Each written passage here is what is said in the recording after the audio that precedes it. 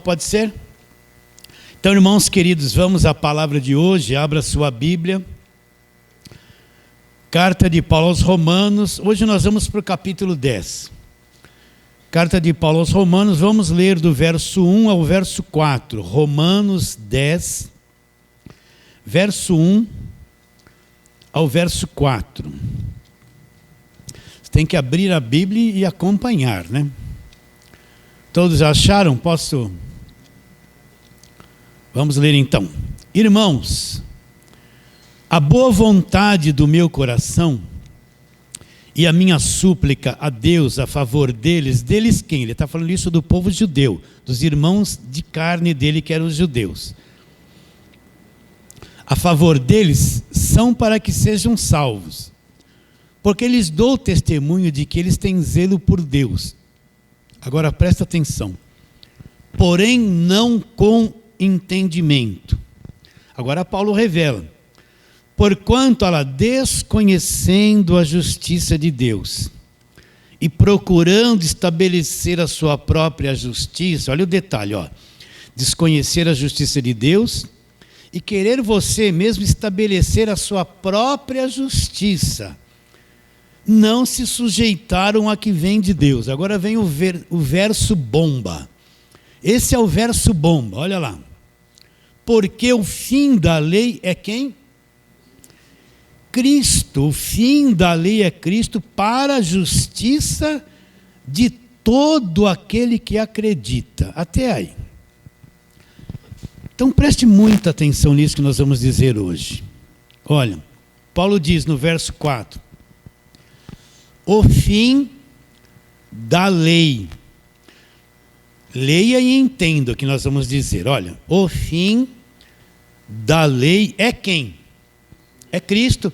Agora ele acrescenta, para a justiça de quem acredita. Então quem acredita que o fim da lei é Cristo, é para a justiça de quem acredita. Então o que Paulo está querendo dizer?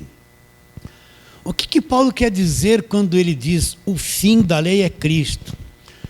Paulo era judeu, ele foi perseguidor da igreja. Você conhece a história de Paulo? Paulo desde criancinha ia na sinagoga aprender sobre a lei. Paulo teve uma vida intensa no judaísmo, foi criado aos pés de Gamaliel. Em Atos capítulo 1 ele diz que da idade dele, ele se avantajava a todos da idade dele, sendo extremamente zeloso da lei. Então quem está dizendo que o fim da lei é Cristo era um judeu que desde criança viveu debaixo de lei, que protegeu a lei, que era servidor da lei, e agora ele tem um outro entendimento. Qual foi o entendimento? É que quando Cristo vem, Cristo cumpriu a lei, ele pôs um fim na velha aliança. Você ouve dizer isso direto. Olha, Paulo era judeu, ele nasceu debaixo do judaísmo. Ele foi zeloso do judaísmo. Olha que para ele entender isso, só por revelação que ele entendeu isso. Então ele está dizendo que ele viveu debaixo da lei uma vida inteira, até que ele encontrou Cristo. Ele falou, olha, o fim de toda a minha religião, de toda a minha tradição é Cristo. Então o que ele está dizendo? Ele está dizendo, olha pessoal, os sacrifícios da velha aliança acabou na cruz. As ofertas da velha aliança acabaram na cruz. As festas judaicas, que ainda tem igreja que pratica festas judaicas, acabou na cruz. Todos aqueles rituais da lei, aquela coisa toda dos sacerdotes, o templo de Salomão, tudo isso acabou na cruz. A velha aliança, o fim de todo aquele sistema é Jesus Cristo. Está claro isso na sua mente? Está escrito isso aqui na palavra de Deus? Se está escrito é verdade, ou não? É verdade, não pode falhar. Então quer dizer que todo aquele sistema religioso judaico, aquela lei que foi dada para o povo judeu, aquelas cobranças, aquelas obras, a matança dos animais, o sangue dos animais, os sacerdotes, os levitas, aqueles sumos sacerdotes, tudo aquilo acabou na cruz. Acabou. Quer dizer que aquela história bonita de Gideão acabou na cruz. Nós não vivemos aquele tempo, acabou. Quer dizer que as muralhas de Jericó, que foi uma coisa bonita, eles derrubaram a mulher pela fé, tinham os inimigos lá dentro, tudo aquilo é uma história do povo judeu que acabou na cruz? Que acabou na cruz. A história do rei Ezequias acabou na cruz? Acabou na cruz. E a história de Sansão, ele tinha voto de Nazireu, não podia cortar o cabelo, a força dele estava naquele cabelo comprido. Quer dizer que acabou na cruz? Acabou na cruz. Então este verso nos mostra o início de uma nova era, o início de uma nova compreensão, o início do Evangelho, o início de uma nova aliança. Agora, qual é a pergunta? Quem é que pôs um fim na lei? Alguém poderia dizer, mas o próprio Deus deu a lei. Não foi o próprio Deus que fez tudo aquilo no Velho Testamento? Foi Ele mesmo. Mas Ele mesmo, através da pessoa de Jesus Cristo, pôs um fim em tudo aquilo que Ele mesmo estabeleceu. Por que Ele pôs um fim em tudo aquilo? Porque toda aquela lei, tudo aquilo teve uma finalidade até Jesus Cristo vir ao mundo. Agora, quando Jesus Cristo veio ao mundo, cumpre tudo aquilo. Ele elimina, põe aquilo tudo de lado e através de Cristo na cruz, com aquele sangue derramado, Ele estabelece uma nova aliança, um novo testamento. Começou tudo novo, uma nova era, uma nova compreensão. Começa-se o Evangelho da graça de Deus. Não começa? Você tem clareza sobre isso? Tem clareza ou não? Começa uma nova era, um novo conhecimento. Começa-se o Evangelho da graça de Deus. Agora, quem pôs um fim em tudo aquilo foi o próprio Deus que estabeleceu todas aquelas coisas. Não foi eu, porque eu quero que seja assim, não é você. O próprio Deus pôs um fim em tudo aquilo. O fim da lei é Cristo. Então quer dizer, pastor, você pode perguntar, pastor, mas eu ouço tanta pregação do Velho Testamento, eu vejo um monte de igreja que só leva as pessoas para o Velho Testamento. Eles levam as pessoas a fazer os votos da lei, os sacrifícios da lei. Eles pegam Malaquias 3, que era a lei, e eles falam assim para as pessoas, desculpa eu falar isso, se você não for dizimista, você é um ladrão, você vai para o inferno, o devorador vai te pegar. Então eu afirmo, toda a pregação que vem do Velho Testamento e quer pegar a igreja e pôr debaixo do jugo da lei é uma coisa falsa. De onde vêm as falsas doutrinas? Vem do Velho Testamento, vem da própria Bíblia. Se eu não for dividido, velho e novo, não entender essas coisas claramente dentro de mim, eu sou uma pessoa escravizada pelo véu que a lei põe, porque a lei, ela põe um véu na mente, eu não consigo enxergar a nova aliança. Então, pastor, a própria lei, toda aquela velha aliança que o próprio Deus estabeleceu, o próprio Deus pôs um fim naquilo para estabelecer uma nova aliança e começar uma nova era. A era do Evangelho da graça de Deus, foi o próprio Deus que fez isso. Então não tem como a igreja viver debaixo de velha aliança. Não tem como a igreja viver debaixo daqueles costumes judaizantes, que aquilo foi dado para o povo judeu. Não tem como a igreja pegar os símbolos judaicos, castiçais, arca da aliança, e querer passar pela cruz, porque não passa, tudo aquilo acabou, existiu antes da cruz. Para nós não existe arca da aliança. Você vê, o que era a Arca da Aliança? A Arca da Aliança representava a aliança que Deus fez com o povo de Israel para guardar a lei. Ela é bonita, era feita de ouro, tinha aqueles 2 querubins em cima. Mas aquela arca era da aliança do Velho Testamento. Não tem nada a ver com o Novo Testamento. A arca era um símbolo da velha aliança de Deus com os judeus. Não tem nada a ver com a igreja nem comigo. A igreja não existia no Velho Testamento. Está claro na sua mente? A igreja existia no Velho Testamento? Procura lá a palavra igreja no Velho Testamento. Não existe. Então, quando Paulo... Olha, esse é um verso bomba. É uma dinamite. Quando Paulo fala ali, o fim de tudo aquilo é Cristo. Aí ele apresenta uma outra justiça, para a justiça daquele que acredita. Essa justiça vai se cumprir em mim porque eu acredito. Então tudo aquilo acabou, meus irmãos. Você entende? Vamos tirar a névoa da mente. Então toda a pregação que vem de lá, você tem que fazer isso, você tem que fazer aquilo, porque Gideão, porque Moisés, porque isso, porque aquilo, e você tem que fazer no dia de hoje, é uma coisa falsa. Porque tudo aquilo próprio Deus pôs um fim. Então quando você ligar a televisão, você vai ligar um programa de rádio, ou aparece na internet um pregador, e você vai ver o que ele vai pregar. Ele vem com o Velho Testamento. Você vai falar, aí vem alguém que está debaixo de lei. Vamos ver o que ele tem para dizer. Você tem que saber discernir. Porque, vou repetir, as falsas doutrinas vêm de lá, os falsos votos, falsos sacrifícios, as falsas campanhas, em tudo da velha aliança. Dali que vem o engano. Infelizmente para quem não conhece a Bíblia não vai entender nada do que nós estamos dizendo.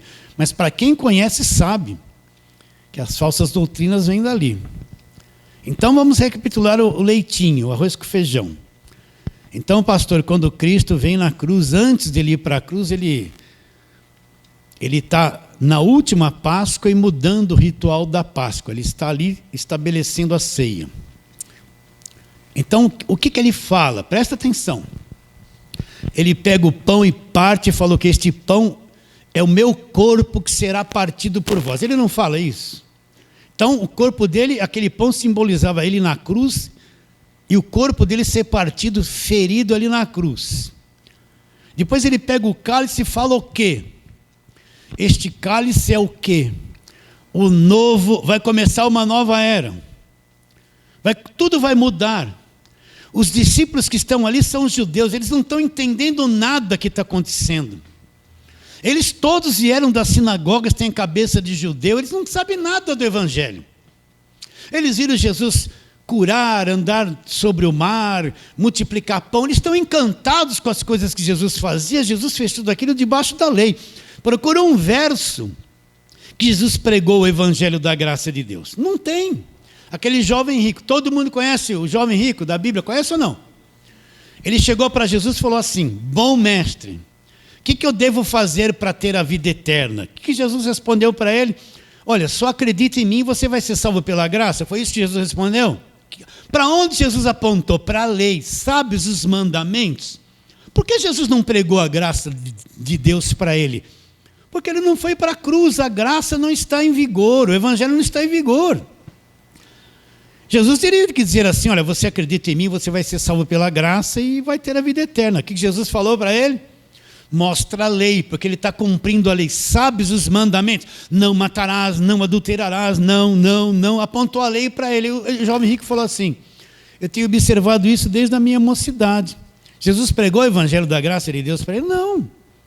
Por que não pregou? Porque o evangelho não começou, ele não foi para a cruz. Nem Jesus pregou o evangelho da graça de Deus. Quando os fariseus iam para ele sempre mostrava, apontava a lei. Não apontava a lei? Porque ele veio cumprir a lei. Vamos ler isso? Mateus, vamos lá. Só para você entender. Mateus capítulo 5, vamos lá. Mateus capítulo 5.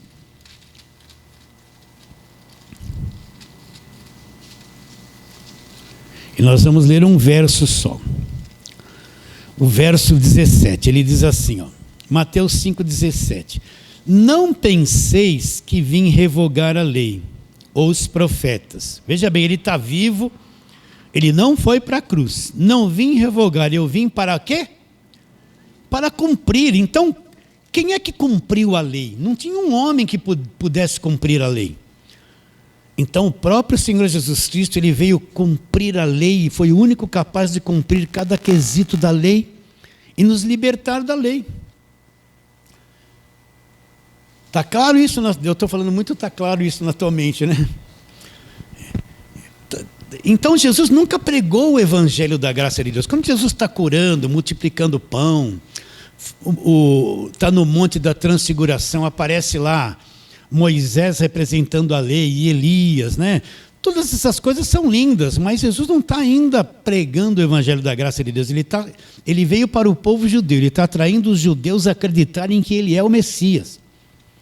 Então ali não é o evangelho. Quando ele vai para a cruz, morre, rasgou o véu do templo de alto a baixo, Aí, dali para frente, começa a nova aliança. Então, tudo aquilo acabou, meus irmãos. A velha aliança acabou. Aquelas cobranças do Velho Testamento acabaram. Tudo que se falava a respeito de Jesus na velha aliança se cumpriu na cruz. E nós, como igreja, vivemos num novo testamento. Vamos trabalhar agora na palavra de Deus? Vamos ler, vamos lá.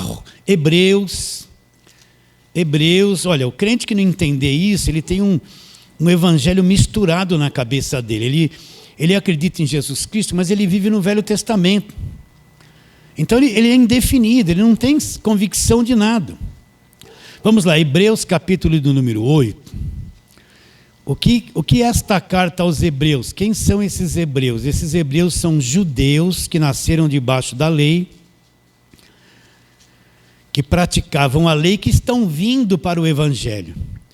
Então o escritor de Hebreus está ajudando eles a entender que a religião deles acabou. O escritor de Hebreus está mostrando que Cristo substituiu a religião deles e estabeleceu uma nova aliança. É um monte de judeu que está ouvindo a respeito do evangelho e está aprendendo sobre o que Cristo fez na cruz. Então Hebreus 8, do verso 6 em diante, bom seria ler todos esses 8, 9, 10, mas não vai dar tempo. Então vamos ver. Hebreus 8, verso 6 a 18, olha lá. Agora, com efeito, obteve Jesus ministério tanto mais excelente. Então o ministério de Jesus é mais excelente.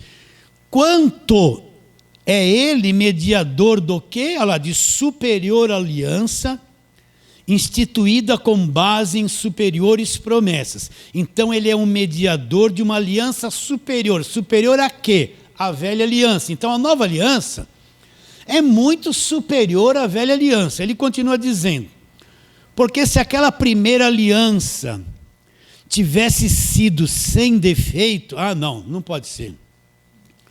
Então quer dizer que a primeira aliança que veio através da lei de Moisés era uma aliança com defeito. Não está escrito aí que tem defeito? Está ou não está? Olha aí, ó. Com efeito, não, verso 7, porque se aquela primeira aliança tivesse sido sem defeito, de maneira alguma estaria sendo buscado lugar para uma segunda aliança. Então quer dizer que aquela aliança, que através de Moisés, a velha aliança era uma coisa defeituosa, não resolvia o problema. Ela tinha defeito. Se ela não tivesse, era perfeita, não precisava uma segunda aliança, mas como ela era defeituosa, o escritor está dizendo, está procurando vai estabelecer uma segunda aliança que é perfeita. Não está escrito isso aqui na Bíblia. Tá ou não está? Não está escrito. Vou ler de novo com calma. Porque se aquela primeira aliança tivesse sido sem defeito, de maneira alguma estaria sendo buscado lugar para uma segunda aliança. E de fato, repreendendo-os, diz, eis aí vem dias, diz o Senhor, que firmarei nova aliança com a casa de Israel e com a casa de Judá, não segundo a aliança que fiz com seus pais no dia em que os tomei pela mão, para os conduzir para fora da terra do Egito. Olha lá, pois eles não continuaram na minha aliança, eles falharam, e eu não atentei para eles, diz o Senhor. Porque esta é a aliança que firmarei com a casa de Israel depois daqueles dias, diz o Senhor. Olha lá, olha o trabalho interior. A velha aliança era disciplina por corpo, não pode isso, não pode aquilo, não pode... Mas não mudava o coração, não mudava a mente das pessoas.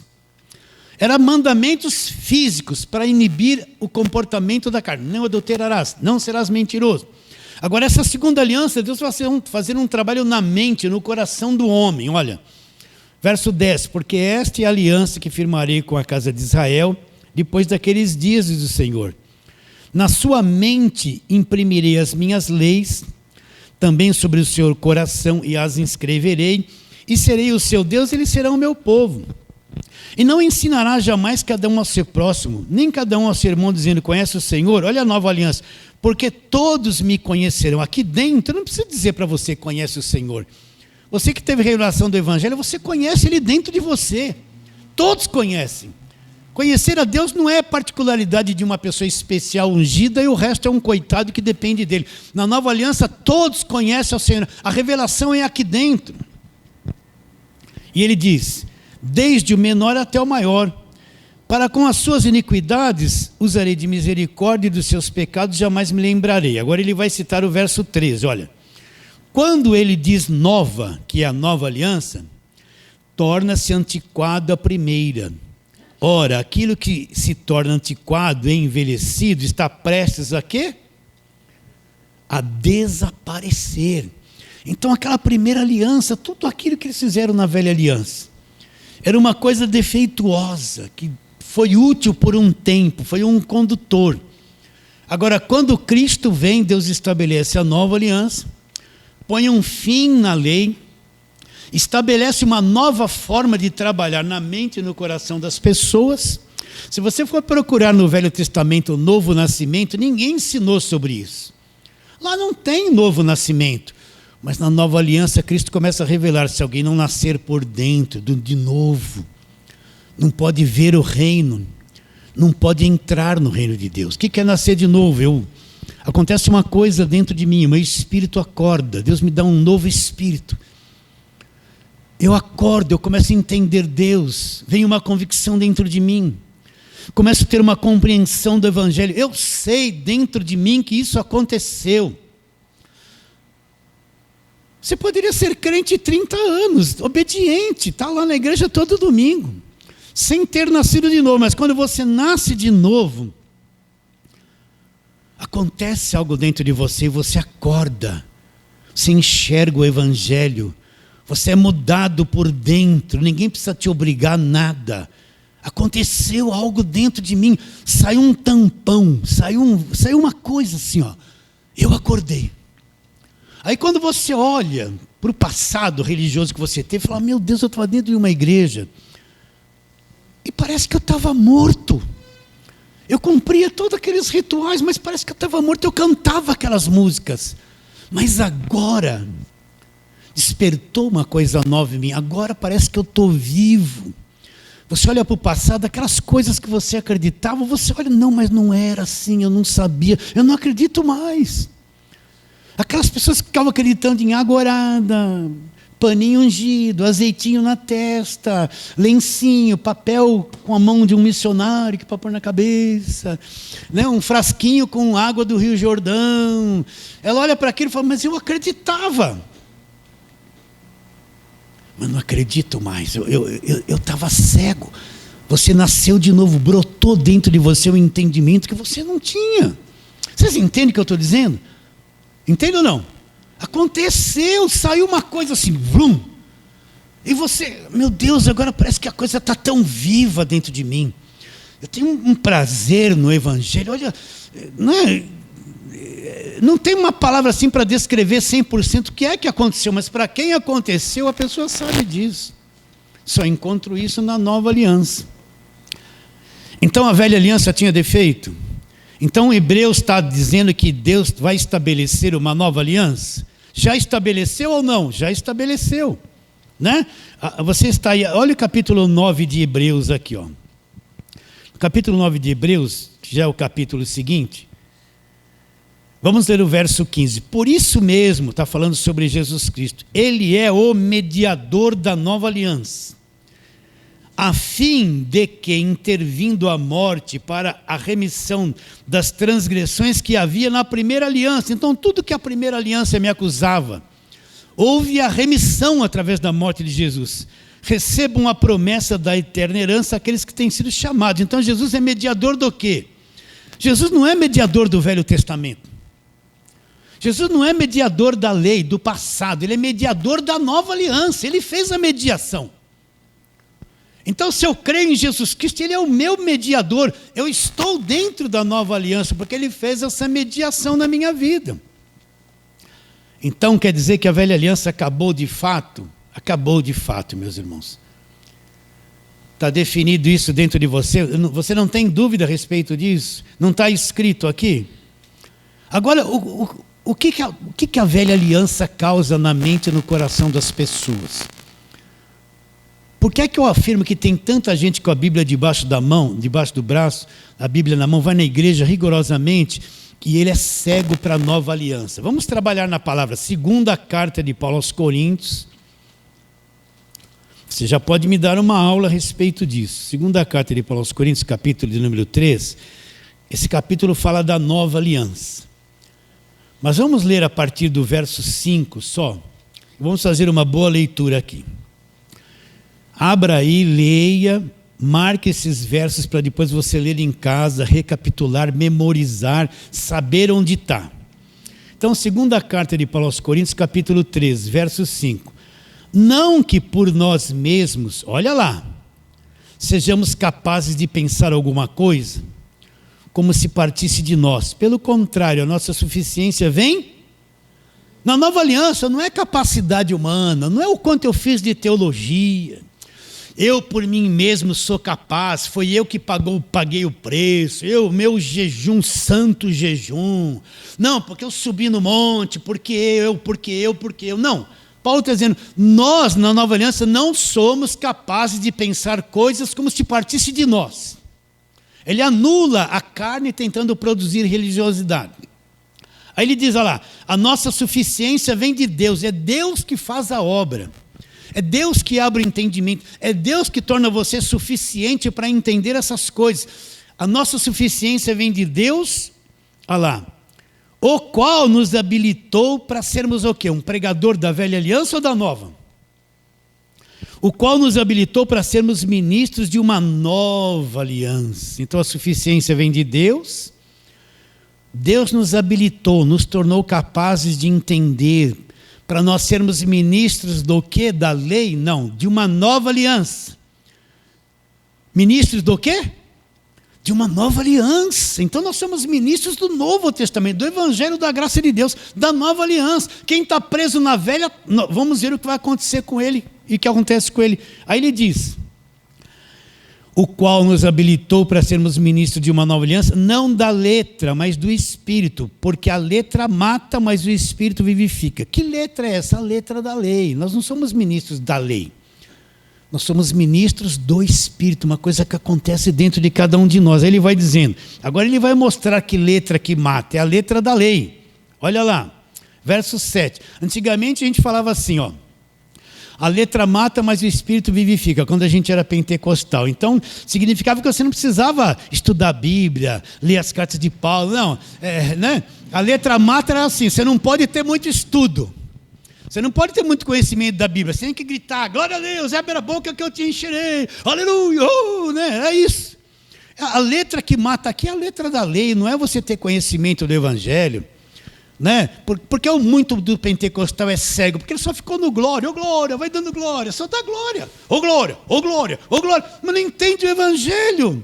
A letra mata, não precisa estudar a Bíblia. Chega lá no altar, Deus vai te dar a palavra na hora, né? Aí vem esse monte de pregação que parece uma baboseira, que não tem nada a ver com o Evangelho.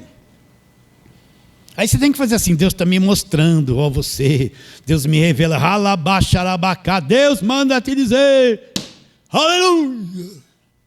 Você tremeu aí? Tremeu? Achou que era poder? Não, foi só barulho. Mas quem não entende isso vai acreditar nessas coisas, não vai?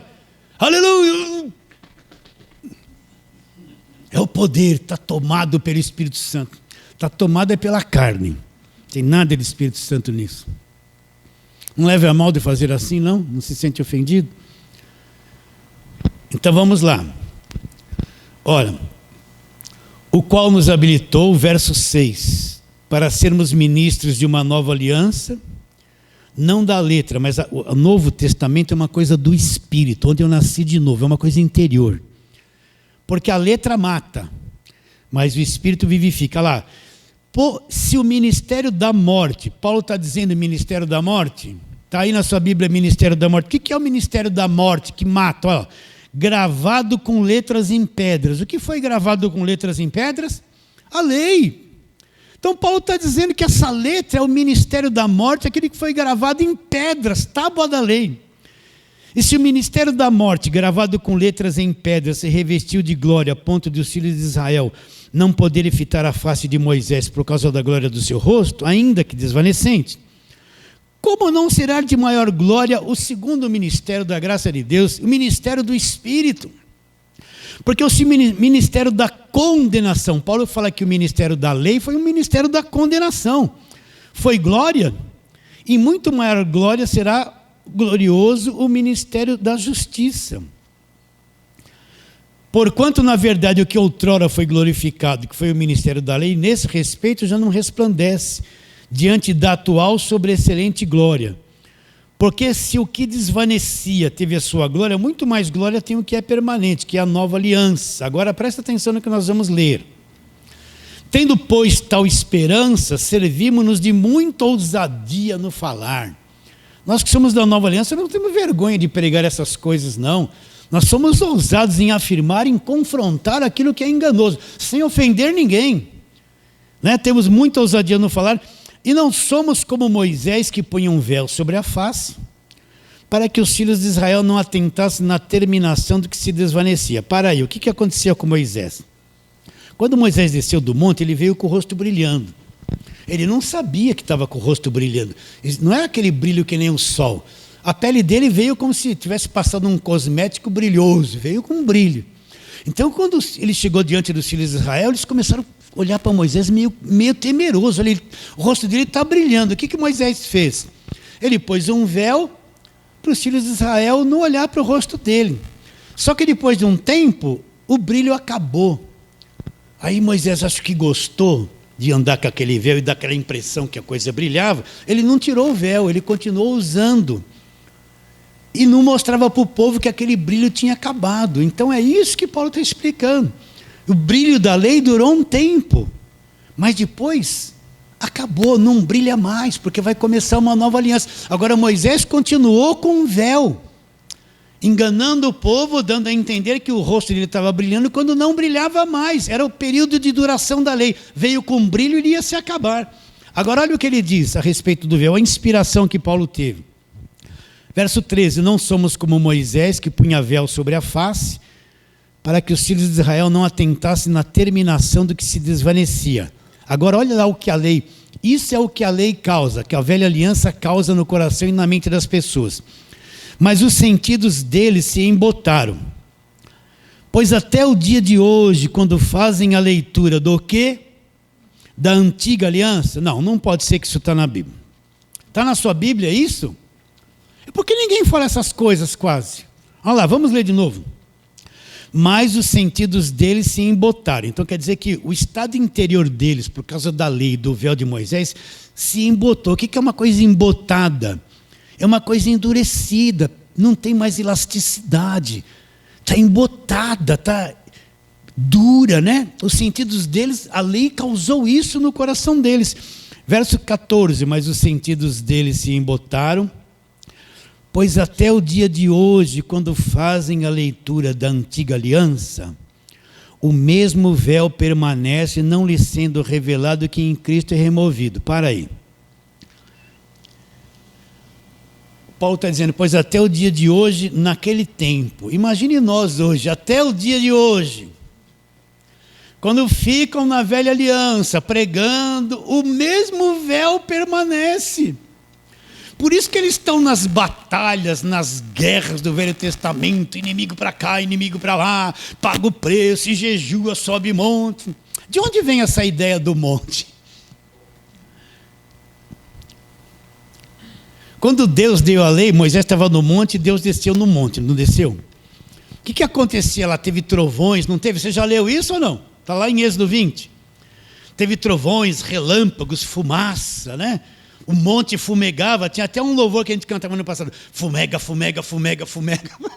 Olha o que a gente cantava, gente. De onde vem esse negócio? Manda fogo, é fogo que desce, fogo.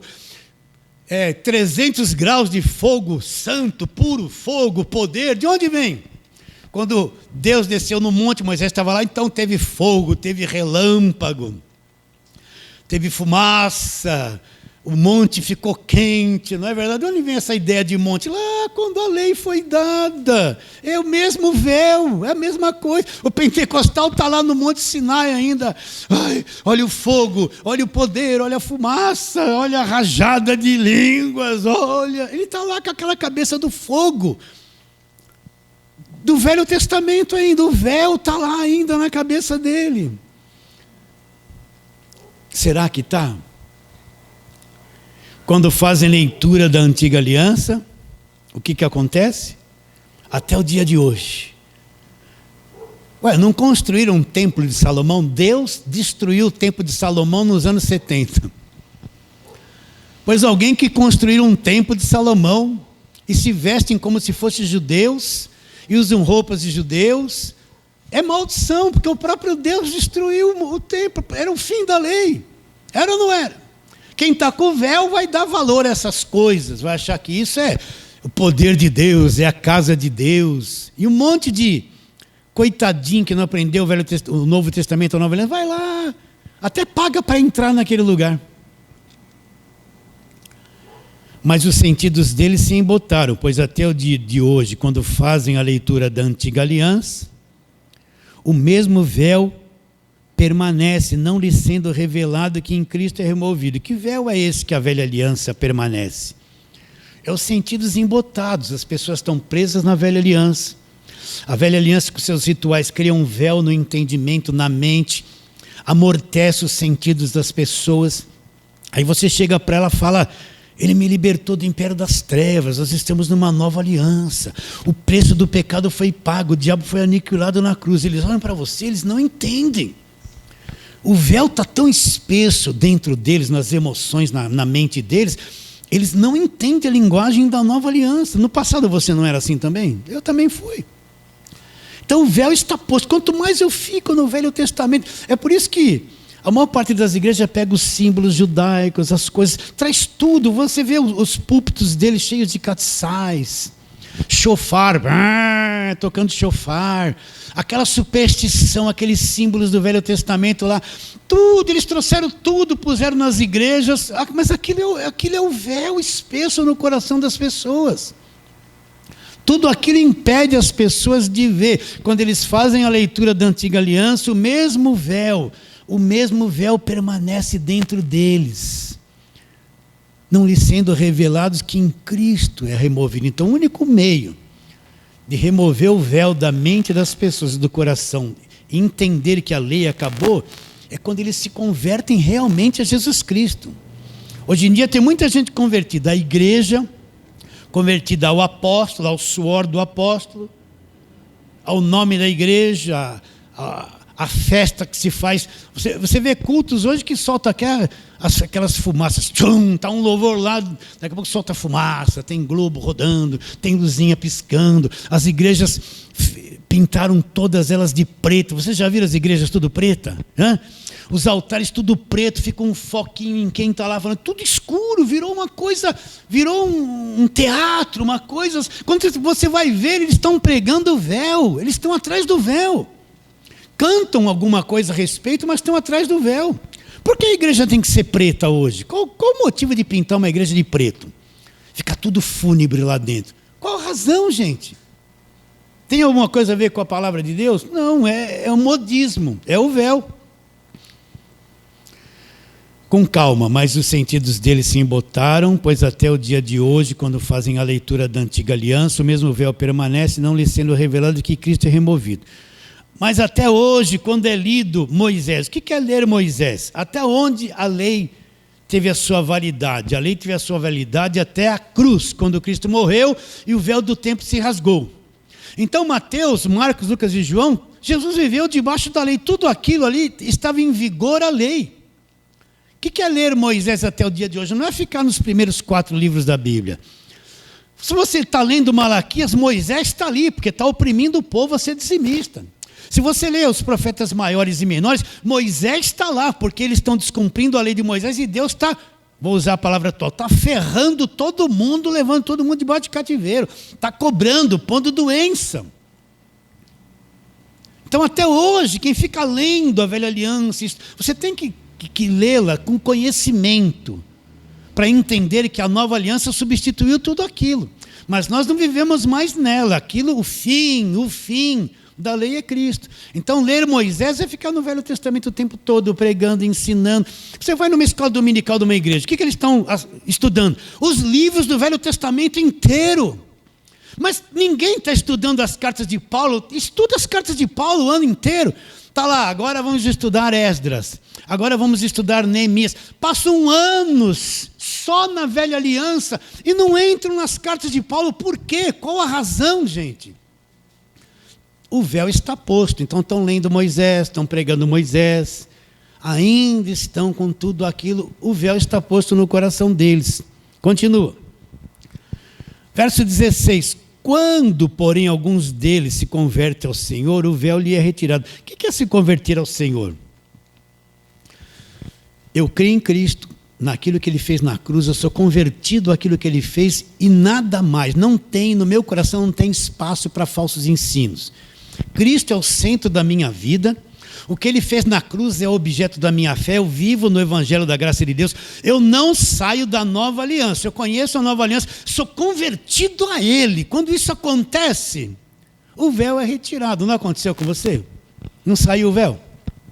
Quantos anos você passou? Rodando para cá, rodando para lá. Né? Você ia naqueles cultos, tinha conjunto de louvores lá, bandas fantásticas, tudo afinadinho, mais de 30 pessoas, aquele louvor, aquela coisa, mas faltava, não satisfazia. Tem show, eles estão com dinheiro na mão, eles estão aí com canais de televisão, eles estão aí com dinheiro na mão, estão na mídia. O Evangelho da graça de Deus não está na mídia, está escondido e está aparecendo agora nas redes sociais. Estamos tendo a oportunidade de ir no mundo todo para pregar essas coisas através desse arroz com feijão que pregamos. Tudo lá é encantador, tudo lá tem prosperidade. Mas lá é construir e aumentar o véu dentro do coração das pessoas. Entende isso claramente? Você entendeu quando o seu véu foi rasgado? Você não enxergou? Tudo não mudou? Então, o que é se converter ao Senhor? Eu creio em Cristo, na obra dele na cruz, no sangue da nova aliança, e não tem espaço para mim acreditar em lei, em velha aliança, ficar escravizado por essas coisas. Eu sou convertido a Cristo, não abro mão, no meu coração não entra nada que não for o Evangelho da graça de Deus. A minha mãe é uma pessoa excelente, mas se não entende o Evangelho da graça de Deus, eu não vou desprezar a minha mãe, eu vou tratá-la bem, mas ela não entende, eu vou tratá-la com muito amor, mas não vou ser submisso àquilo que ela crê, porque ela não entende o Evangelho da graça de Deus. Isso divide até as famílias, às vezes, tem uma família lá de 50 pessoas, tudo crente.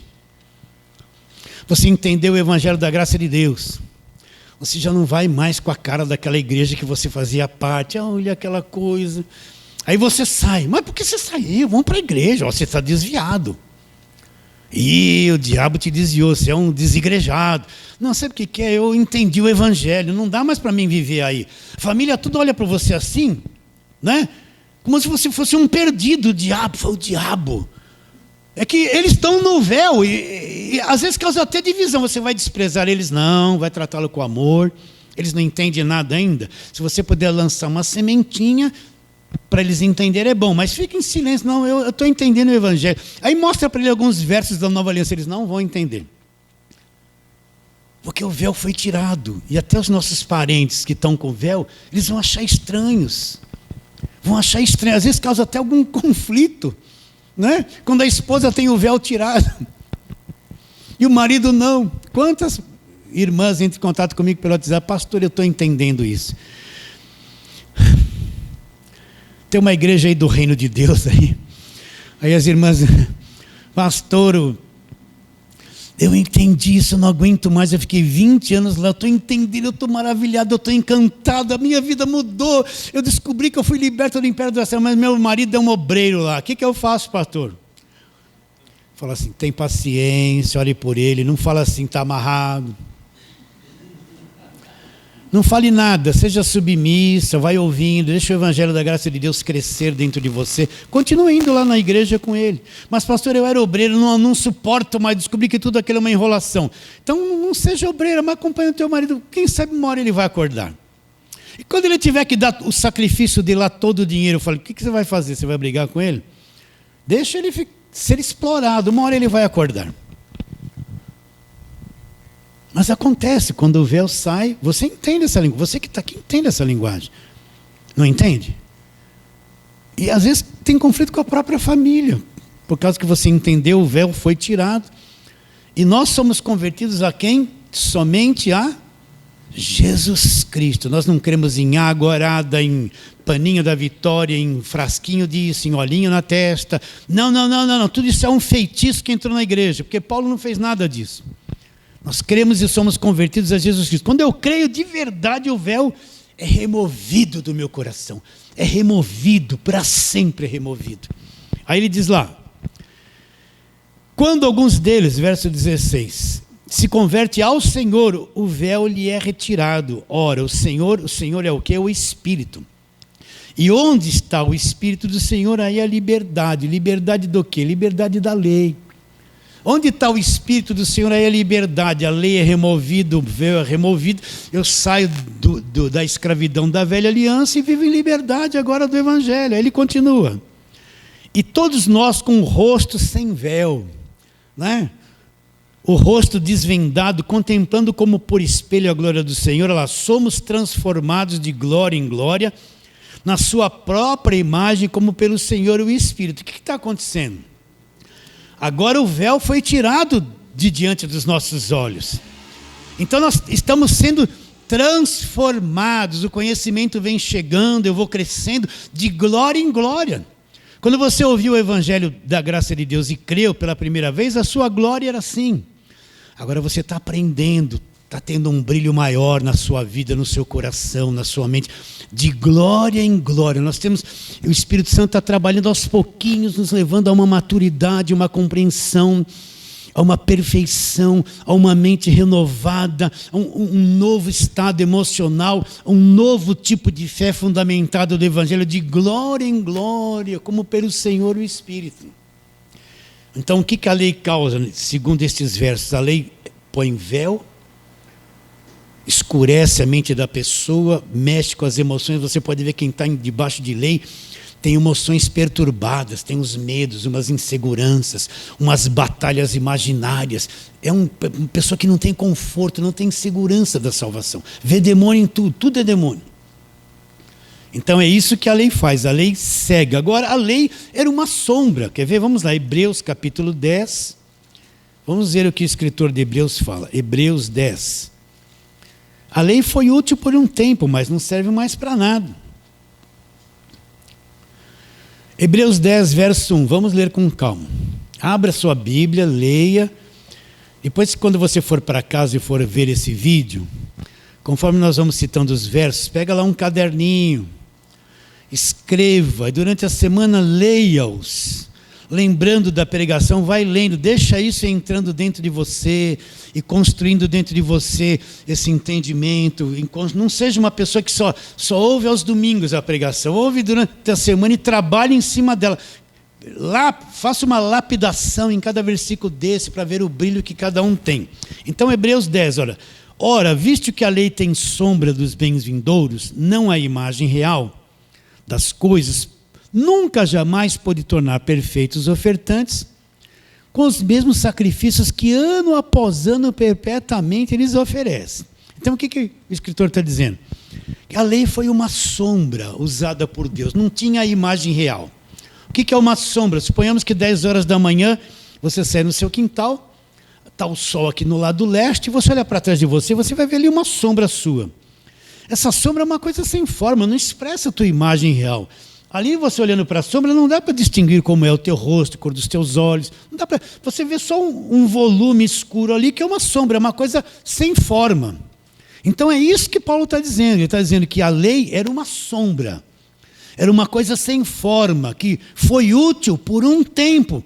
Não podia mudar a mente das pessoas, não podia trabalhar no coração das pessoas. Eram mandamentos carnais para a disciplina do corpo. Nada mais que isso. Por isso que na lei era, não pode comer isso, não pode comer aquilo, você não pode fazer isso, não pode... Tudo uma disciplina física.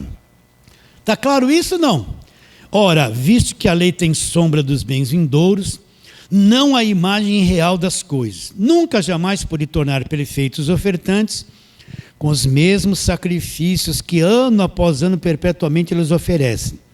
De outra sorte, não teriam cessado de ser oferecidos, porquanto os que prestam culto, tendo sido purificados uma vez por todas, não mais teriam consciência do pecado. Entretanto, nesses sacrifícios, faz recordação dos pecados todos os anos. Agora, olha que coisa interessante aqui, ó. Porque é impossível que o sangue de touros e de bodes remova pecado. Para aí. O que o pecador fazia no passado? Ele pegava um animal, ele era o culpado, ele pegava um animal, levava para o sacerdote, ele impunha as mãos sobre o animal, como transferindo a culpa dele para o animal que era inocente, e o animal, o sacerdote vinha e degolava ele. O animal morria, o animal inocente morria no lugar do pecador. O pecador transferia o pecado para o animal, derramava o sangue, fazia o sacrifício, ele estava perdoado. No ano que vem ele tinha que fazer tudo de novo, porque não podia remover pecados. Imagine a matança daqueles animais. Você já teve algum frigorífico? Os frigoríficos de hoje é uma coisa mais limpa, mas imagine matar 100 bichos no dia ali, no tempo de Israel. Aquele sangue escorrendo, os mosquitos vindo. Que coisa, que falta de higiene. Coitados daqueles sacerdotes matando o bicho o tempo todo, de sangue, aquele cheiro de sangue, o tempo todo. Que coisa horrível era aquilo. Era ou não era? Mas aquilo não podia remover pecados, não tinha poder para pagar o preço do pecado como o sangue de Jesus Cristo. Então aquilo era uma sombra usada por Deus para vir um período que aquilo seria eliminado definitivamente. Então ele diz, é impossível, verso 4, que sangue de touros e de bodes remova os pecados. Agora começa Jesus Cristo aqui. Por isso, ao entrar no mundo, diz, olha lá, sacrifício e oferta não quisestes. Antes um corpo me formaste. O que está sendo dito aqui? O próprio Deus que estabeleceu o sacrifício, chegou um tempo que ele ficou tão cheio daquilo e ele diz, não quero mais sacrifícios e ofertas. Não resolve tudo isso, chega. Preparou um corpo para Jesus vir ao mundo. O corpo de Jesus Cristo foi geneticamente preparado lá no reino dos céus. É um corpo sobrenatural. Jesus é sobrenatural. Então um corpo foi preparado para ele vir no mundo e resolver o pecado, o problema do pecado de uma vez por todas. Olha lá. Verso 5, por isso ao entrar no mundo diz, a oferta não quiseste, sacrifício e oferta não quiseste, antes um corpo me formaste. Não te deleitastes com holocaustos e ofertas pelo pecado. Então disse eu, aqui está no rolo do livro, na velha aliança estava escrito, a meu respeito para fazer a tua vontade. Depois de dizer como acima, sacrifícios e ofertas não quiseste, nem holocaustos, e oblações pelo pecado, nem com isso te deleitastes, coisas que se oferecem segundo a lei. Então acrescentou, estou aqui para fazer, eis que estou para fazer, ó Deus, a tua vontade. Agora olha aqui, remove o primeiro o quê? Primeira aliança, primeiro pacto, para estabelecer o segundo. Então um corpo foi preparado por Jesus Cristo, o próprio Deus se cansou das oblações pelo pecado, sacrifícios e ofertas, um corpo foi preparado para Jesus Cristo. Jesus Cristo vem fazer a vontade de Deus, vai para a cruz. E o que ele vai fazer? O corpo dele vai ser sacrificado, vai ser removido o primeiro pacto, vai ser removido. E vai ser estabelecido uma segunda aliança no sangue dele, que é a nova aliança no sangue de Jesus. Então a lei foi uma sombra, uma coisa sem forma, que Deus usou por um período até que Jesus Cristo viesse para remover definitivamente a velha aliança e estabelecer a nova aliança. Estou sendo demorado hoje? Vocês aguentam mais uns 5 minutinhos? Vamos em frente? Então, meus irmãos, por que Paulo está dizendo o fim da lei é Cristo? Aquele judeuzão que era Paulo, que nasceu debaixo de lei, que estudou, que vivia nos templos, na idade dele ele era melhor que todos, que perseguiu a igreja, ele entendeu que toda a religião dele acabou na cruz. Ele entendeu que toda a lei, toda a velha aliança acabou na cruz. E tudo isso é a explicação que ele dá, que o fim da lei é Cristo. Agora vamos ali para Romanos capítulo 7. Romanos capítulo 7. E vamos ver uma coisa interessante. Nós já, nessas pregações de Romanos, já explicamos isso. Romanos capítulo 7, vamos ler só 2 versos. Seria bom ler o capítulo 7 inteiro, mas Verso 4 do capítulo 7. Acha aí, leia, veja direitinho na sua Bíblia. Romanos 7. Assim, meus irmãos, verso 4. Também vocês morrestes relativamente à lei por meio do corpo de Cristo, para pertencerdes a outro, a saber, aquele que ressuscitou dentre os mortos, a fim de que frutifiquemos para Deus. Verso 6. Agora, porém, libertados da lei, estamos mortos para aquilo que estávamos sujeitos, de modo que servirmos a Deus como a lei em novidade do Espírito, e não na caducidade da letra, que é a letra da lei. Então nós morremos para a lei? Nós somos libertados da lei? Nós somos levados por Deus a uma nova posição em espírito para adorar a Deus? Sim! A nova aliança é uma aliança que acontece dentro do nosso espírito. Aquele que não nascer de novo não vê o reino e não entra no reino. Então nós morremos para a lei. Nós somos libertados da lei. Não está escrito aqui em Romanos 7. Então isso é verdade. Porque eu vou viver debaixo das pregações do Velho Testamento se eu fui libertado e morri para tudo aquilo que estava lá? E Deus me tirou de lá e me pôs na nova aliança. Porque eu vou viver preso a isso? Então eu vou viver preso ao véu. E para terminarmos, Gálatas, né, a gente canta aqui esse louvor, né, Gálatas capítulo 2.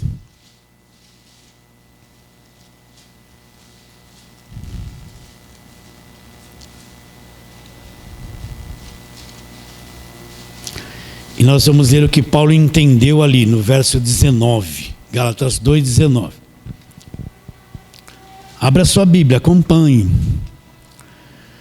Porque eu, e nós poderíamos dizer, porque nós, como Paulo está dizendo, mediante a própria lei, morri para a lei. Nós morremos para a lei, a fim de viver para Deus. Estou crucificado com Cristo. Logo já não sou eu quem vive, mas Cristo vive em mim. E esse viver que agora tenho na carne, vivo pela fé no Filho de Deus que me amou, assim mesmo se entregou por mim. Agora olha o verso 21. Não anulo a graça de Deus, pois se a justiça é mediante a lei, segue-se o quê? Que Cristo morreu em vão. Se a justiça é por eu viver e crer na lei, então a morte de Cristo foi uma coisa vã, uma coisa sem sentido, uma coisa perdida, mas não foi. Então o que Paulo está dizendo? Eu, mediante a própria lei, eu morri para a lei. Nós morremos para a lei. Quando? Quando Cristo vai para a cruz e morre, nós fomos incluídos na morte dele, a fim de viver para Deus. Agora, se a justiça é mediante a lei, aquele esforço próprio da lei, então o que aconteceu na cruz foi uma coisa vã. Por isso que toda pregação que você tem que pagar preço, é uma coisa que anula o que Cristo fez na cruz e depende do teu mérito, do teu esforço. O meu jejum, essas obras são mortas. Eu que paguei o preço, eu que me esforcei. É tirar você da graça e voltar para os princípios da lei, querer se justificar debaixo de obras de lei, anulando, como dizendo, olha, o que Cristo fez por mim não resolveu nada, eu estou pagando o preço aqui. Eu estou encostando Deus na parede. Eu estou aqui, é minha fé, é o meu esforço. Eu paguei o preço. Não tem a doutrina do pagar preço por aí? Tudo tem um preço. Então, se é por esse caminho, o que Cristo fez na cruz foi uma coisa perdida e uma coisa vã.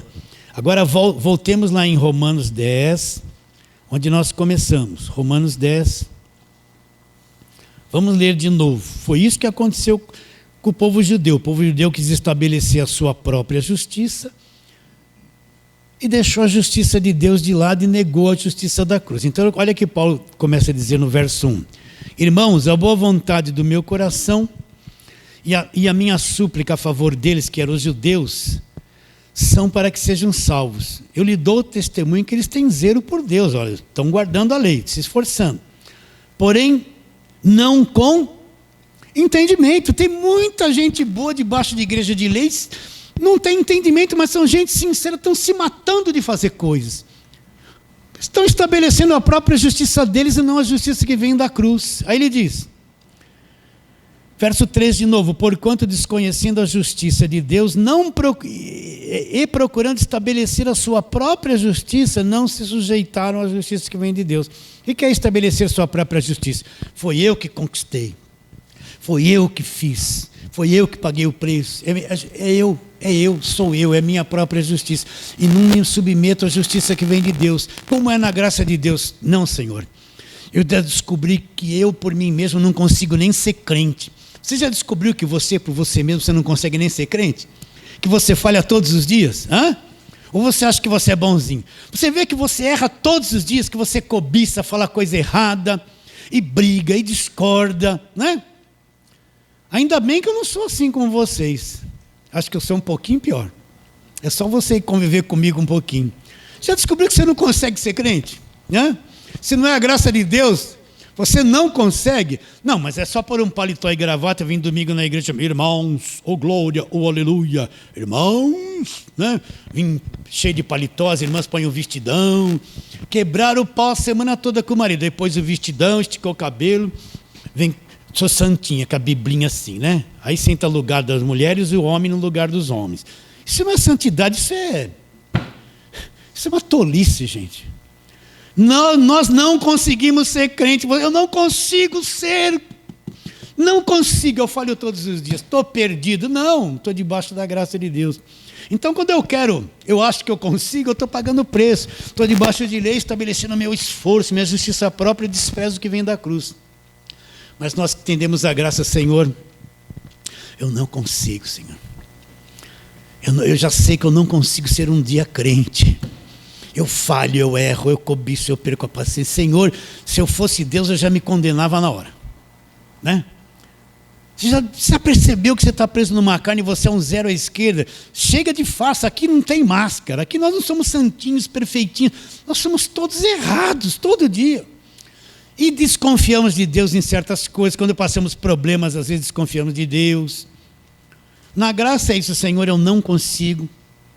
Eu dependo de Ti, eu estou sujeito ao Evangelho, eu creio no Evangelho. E se o Senhor não agir na minha vida, eu estrago tudo, todos os dias. Na graça de Deus não tem justiça própria, nós dependemos de Deus. O que os judeus fizeram? Deixaram a justiça de Deus de lado e quiseram estabelecer a própria justiça baseada no seu bom comportamento, na sua lei, guardando a lei, e desprezaram a justiça de Deus. Então vamos finalizar, vamos, olha lá. Porque ele deu o testemunho, verso 2, de que eles têm zelo por Deus, porém não com entendimento.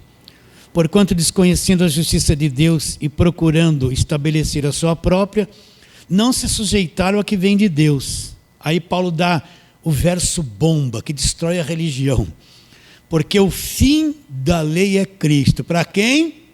Para quem? Duas palavrinhas. Primeiro, para aquele que crê. Para aquele que crê. Para a justiça daquele que crê. Então só o que crê no Evangelho da graça de Deus é que é válido isso aqui. É a justiça que vem da cruz, para a justiça de todo aquele que crê. Então nós cremos no Evangelho da graça de Deus. Nós cremos no que foi feito na cruz, tudo foi feito lá. Essa é a nossa justiça. A nossa justiça não é o que eu faço. A nossa justiça é o que Ele fez. Nós vivemos pela fé no Evangelho da graça de Deus. Conclusão, o fim da velha aliança acabou na cruz. Sim ou não? Fala assim, amém. Então vamos ficar em pé, vamos orar.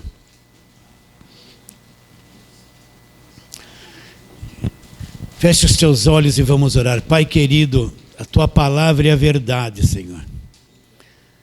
E ela é suficientemente poderosa e verdadeira para fazer a obra no coração de todos.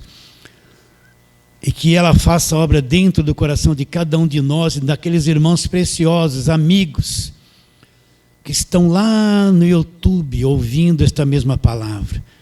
Crendo que será assim, crendo que essa palavra prosperará, oramos pela fé em nome de Jesus. Fala assim, amém.